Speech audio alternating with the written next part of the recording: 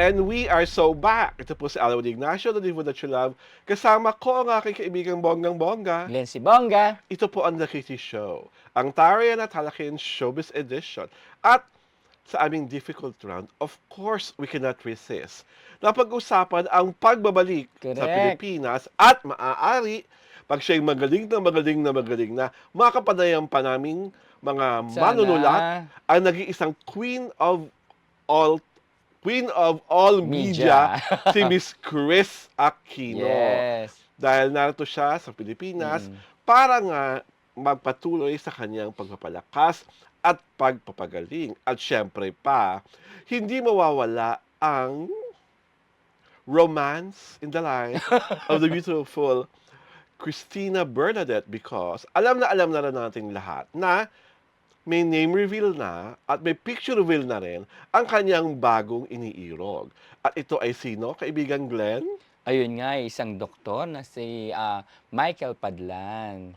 Na Si- isang general surgeon. Oo. Meron nga lumabas Instagram post, diba, na magkatabi sila sa loob ng airplane ni Dr. Michael. At wala pang masyadong balita or information about sa bagong kasintahan ni Chris. But what is most important is that mahusay na mahusay po siyang general surgeon.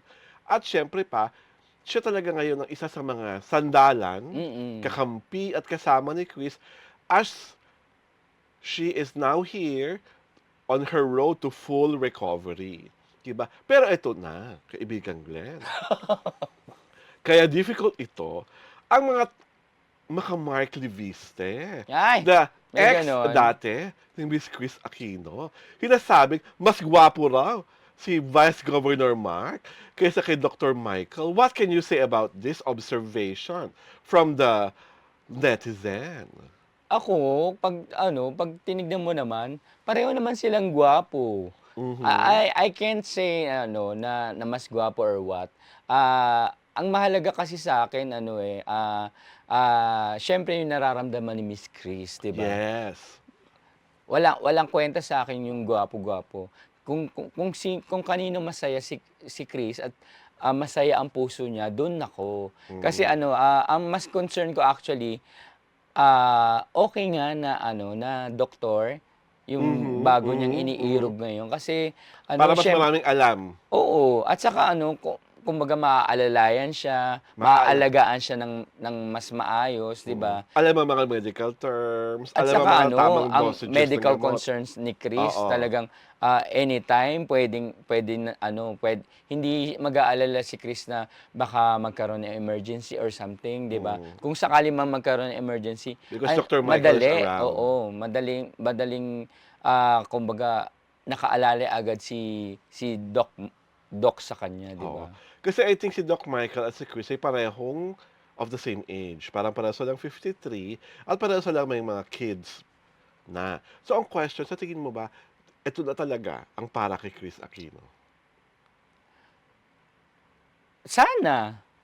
Kasi for the longest time siyempre, wini-wish naman natin kay Chris ay mahanap niya talaga yung lalaki na hindi lang mamahalin siya, kundi nga aalagaan siya lalo na sa kondisyon niya Oo, ngayon. oo. At siyempre, tatanggapin at mamahalin yung kanyang mga anak, 'di Yes. ba? And I think botong-boto si Bimb Yeah, sa kay oo nga Dr. eh. Michael. And I'm Oo. sure si Joshua as well. And also, alam ko si Joshua is babalik sa Philippines very soon to be with his mom. Naiwan pa kasi, 'di ba? Oo. Lumiiwan pa sa US. Ano ang gusto mong mangyari kay Chris? Na Ngayong narito siya at will be going another set of treatment. Yun nga, sana malampasan niya na maayos, and I'm always praying for Miss Chris na talagang gumaling na siya. Kung di man, kasi parang forever na yata yung ibang sakit niya. Yes, yes. Na kailangan ng maintenance na lang talaga. Oo. Pero kumbaga, mag-improve yung health niya na kahit nandun Mag-gain ng weight. nandun yung sakit niya, Oo. kumbaga lumakas siya at saka Mag-gain ng weight. oo. At saka sana sa paglakas niya nga makaharap ulit siya sa mga entertainment press na Mhm. na na sobrang Na nami-miss, miss na oo. talaga siya. Ako miss na miss ko na si Miss Chris kasi ilang beses rin namin siyang, nakasama sa bahay, 'di ba? Mhm, Sa bukod sa mga events at saka ano, na kumbaga nakakasama rin namin siya sa pagpunta sa bahay niya, mhm. oo. So, nami-miss ko 'yun na 'pag nagpapatawag siya sa bahay niya, kasi talagang bonggang-bongga. Mm. At aminin natin, show business is never the same without Chris Aquino. Iba na nagpunta Yes, siya sa ibang bansa, parang mm. dati every week maabangan ka kasi may bagong kuwento, may bagong Ano chika nga lang, about 'di ba, her. yung minsan kalit-liitang pangyayari o ano, tawag dun, detalye about Miss Chris, big balita na Yes, agad, 'di yes. ba?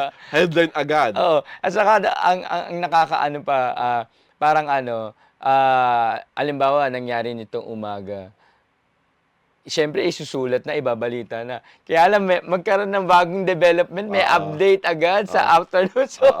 'Pag si Chris talaga lagi siyang developing story. oo. Laging may bagong anggulo. Laging ikaw ang makusurpresa. Kaya nga, na ano, maganda for social media dahil ano, updated sa social media, 'di ba? Pero alam mo sa mga dyaryo, Hmm. hindi obra. Wala na, hindi na mababaklas yung Oo mga nga. bagay na kami talaga po sa reality show, Chris, if you are watching, Kuya Dindo, kung kayo po ay Yes, nanonood, dahil alam ko, dadalawin mo si Chris very, very soon. correct. Please extend our love Opo, and our great wishes for her. mm. Kami po sa reality show ay fan ni Miss Chris Oo, Aquino. miss na miss. 'Di ba? She is Mm, one of the kindest people we have ever encountered and we have ever met. 'Di ba? Kaya maraming maraming salamat that Chris at your home. You are in the loving embrace of the people that are mm. most important to you, your sisters, your family, your cousins, of course your sons, and of course the one man who is your love right now. Oo, correct. Ang hindi ko makakalimutan kay Miss Chris nung ano, kumbaga hindi pa kami close 'no. Mm. Tapos nagtanong ako sa press con na yung tanong medyo related at saka ano dun sa commercial sa TVC ni Josh, Mm. ni Bim pala, ni Bim. Mm. Natuwa siya sa'kin, tapos yun na na na She na remembered you oo, na. Mm. kaya yun, kaya nung nakasama ako sa mga imbitasyon lagi saka sa bahay ni Miss Chris, tuwang-tuwa ako. Mm. Ako isa sa hindi ko makakalimutan of course kay Miss Cruz is yung nagbigay siya ng exclusive sa Yeah, column oo, ko, sa'yo, oo. yung ano yung pinaka-latest health status niya. Naikwento po namin yon dito sa Daily Tribute. At kami lang po, ang binigyan ni Miss Yes, Chris oo ng nga. kwentong yon. Kaya Miss Chris, maraming Exclusive talaga, maraming oo. maraming salamat po. Sana makadaupang palad ka namin ni Glenn. Oo Mag-guest nga. ka kaya sa reality show, kung kaya mo. Hindi, Ang kahit saya sa nun, ano, di ba? kahit yung pagpapatawag niya na lang 'Di sa ba? The press, queen of oo. all media nasa Oo nga, gitna natin. ay. Tapos magchichikahan lang tayo na parang Parang ano, parang papanoorin na lang natin si Miss Chris. oo, parang hindi kami makakapagtanong. Super starstruck kaming dalawa Oo ni nga, Glenn. At kay Doc Michael, please, please, please, take good care of our Chris Aquino. Sabi nga ni Miss Sharon Cunera sa kanyang kanta, balutin mo po siya lagi ng iyong pagmamahal. Dahil correct. kailangan na kailangan niya yun. Aside from God that heals, aside from her medications that heals, love always heals. At ang pagmamahal mo, pagmamahal ng kanyang mga anak, at lahat tayo ay talagang makakatulong sa kanilang lalong paggaling, paglakas. Kasi ibang-iba siyempre yung malakas si Chris, Yeah, 'di oo. ba? Yung makikita mo siya na hindi ganyan ka-frail, Mm, 'di ba? Kasi ngayon kitang-kita niyo po talaga na she's putting so much effort, mm. 'di ba, to look her best in front of the camera. Kaya kami, tuwang-tuwa rin naman si Chris. Of course, patuloy po rin natin siya ipagdasal. Dahil Mm. talagang prayers are what she needs the most. At thankful naman si Chris kasi marami talaga Yes, yes, nagdadasal for yes. her. Oo. Mm, Hindi niya maisa-isa tayong lahat, pero she's so thankful to yes. all of us who has been showering her with so much prayers and so much love. Ikaw, sa pagbabalik, ngayong narito na si Miss Chris Mm. Aquino, ano sa tingin mo ang mga, aside from her wellness journey, ano pa ang dapat nating abangan?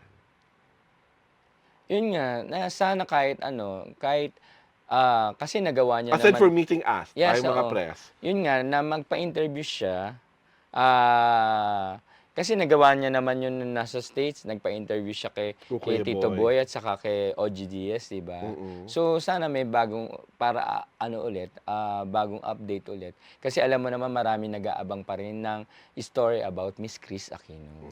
So again, Miss Chris, welcome back to the Philippines and we love you Yes. so much. We love you, Miss Diba? Chris. Dahil dyan, inaanyayahan na po namin kayo mag-subscribe sa aming YouTube channel, sa Diaryo Tirada, at sundan niyo po kami sa aming Facebook pagina para hindi kayo may iskupan.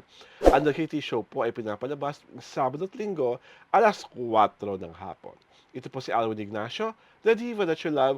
Kasama ko ang aking kaibigang bonggang-bongga. Glenn Sibonga. Ito po ang The TT Show, ang Tarian at Talakayan Showbiz Edition. Yan, thank you Happy po. Sabado po. Happy We love you. Saturday.